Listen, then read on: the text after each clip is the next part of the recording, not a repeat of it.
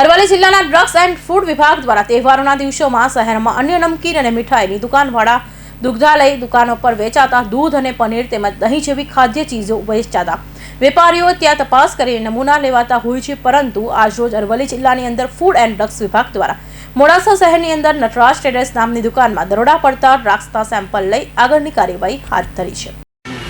ખોરાક અને ઔષધ નિયમનતંત્ર અરવલ્લી જિલ્લાને સોશિયલ મીડિયા દ્વારા માહિતી મળેલી કે અરવલ્લી જિલ્લાના મોડાસા ખાતે આ દુકાનની અંદર દ્રાક્ષની અંદર ફેબ્રુઆરી માસ શરૂ થતાં પહેલાંના તારીખવાળું પેકિંગનું વેચાણ થતું જોવા મળે છે એવું માહિતી મળતા અમે તાત્કાલિક તપાસ કરી છે આજરોજ। તો ફેબ્રુઆરી માસનું પેકિંગ હોય એવી દ્રાક્ષ કોઈ મળી આવેલ નથી, પરંતુ જાન્યુઆરી માસનું પેકિંગ છે, જાન્યુઆરી 2025નું પેકિંગ છે એવી દ્રાક્ષનું કાળી દ્રાક્ષનો જથ્થો મળી આવેલો છે અને નમૂનો લીધેલો છે।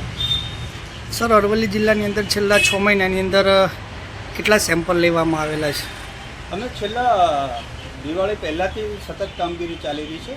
હમણાં દિવાળી પછી પણ અમે છેલ્લે શાકભાજી અને ફળફળાદીના લગભગ 266 જેટલા શાકભાજી અને ફળોના નમૂના લીધેલા છે અને અન્ય ખાદ્યજીવોની પણ તપાસ અને નમૂના લેવાની કામગીરી ચાલી રહી છે। હિતેન્દ્ર પટેલ, અરવલ્લી।